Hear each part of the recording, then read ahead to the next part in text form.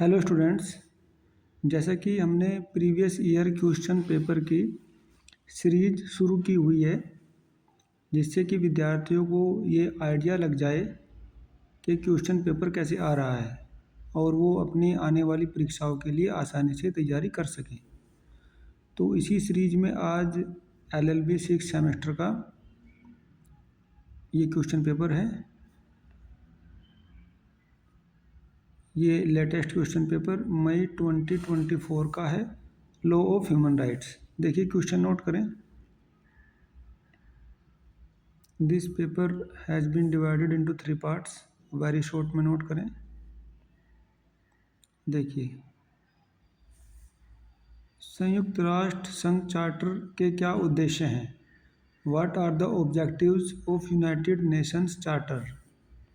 Question number 2, मानवाधिकार संरक्षण अधिनियम 1993 के अंतर्गत मानवाधिकार की परिभाषा दीजिए। Define human right under the protection of human right act 1993। Question number 3, आर्थिक सामाजिक और सांस्कृतिक अधिकारों के अंतर्राष्ट्रीय अभिसमय के अंतर्गत काम करने के अधिकार पर संक्षिप्त टिप्पणी कीजिए। Write a brief note on right to work under the covenant of economic, social and cultural rights. Question number 4, देखिए वेरी शॉर्ट का, राष्ट्रीय मानवाधिकार आयोग का गठन कैसे होता है? What is the constitution of National Human Rights Commission? Now question number 5, भारत में मानवाधिकार न्यायालयों पर संक्षिप्त टिप्पणी लिखिए। Write a brief note on human rights courts in India. Short में आ जाइएगा, शॉर्ट में ज़रा नोट करें। Discuss the role of United Nation High Commissioner for Human rights.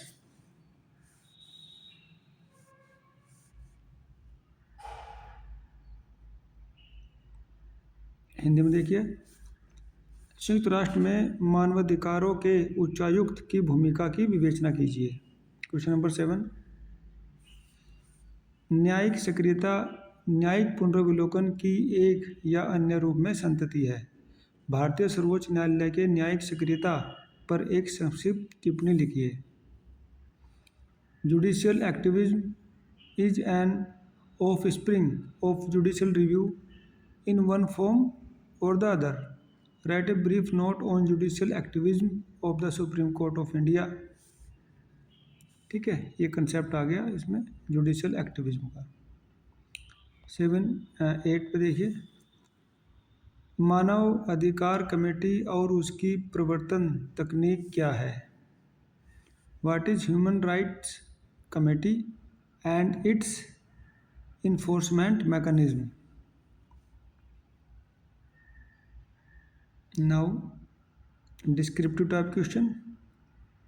Question number 9, what is the preamble of Universal Declaration of Human Rights? Which civil and political rights have been mentioned in Universal Declaration of Human Rights? Discuss. मानव अधिकारों की सार्वभौमिक घोषणा की उद्देशिका क्या है? मानव अधिकारों की सार्वभौमिक घोषणा में किन दीवानी एवं राजनीतिक अधिकारों का उल्लेख किया गया है? विवेचना कीजिए।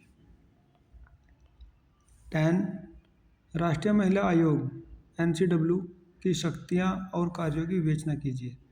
Discuss the function and powers of the national commission for women NCW।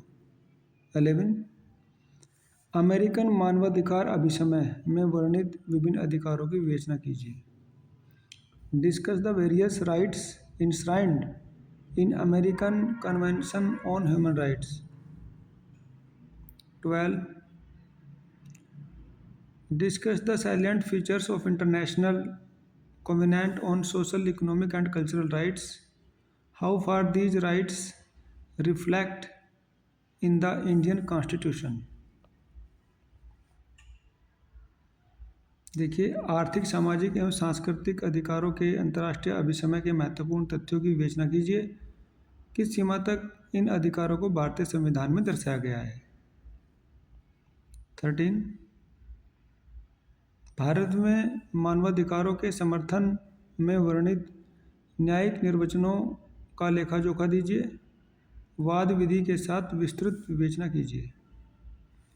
Give an account of judicial interpretation in India which support human rights, discuss in detail with case laws.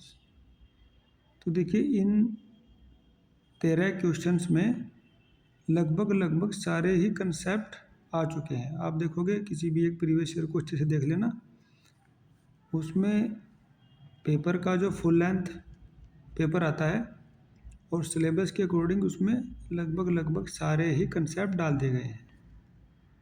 ठीक है, तो इससे विद्यार्थियों को एक आइडिया मिल जाएगा कि paper कैसा बनने वाला है। देखिए, अच्छा तो ये रहेगा कि आप पिछले 3-4 सालों के पेपर निकाल लीजिएगा और उन सभी को हल करके देखो। तो आई थिंक एक पेपर में 30 से 40 कंसेप्ट आ जाते हैं। तो अगर 4 पेपर भी निकालोगे तो 160 कंसेप्ट हो जाएंगे और उससे नया पेपर बन जाएगा। ठीक है, तो आई होप कि ये जो previous year question paper series चल रही है, ये विद्यार्थियों की आने वाली परीक्षाओं में उनको काफ़ी हेल्प करेगी। Thanks for joining, thanks a lot.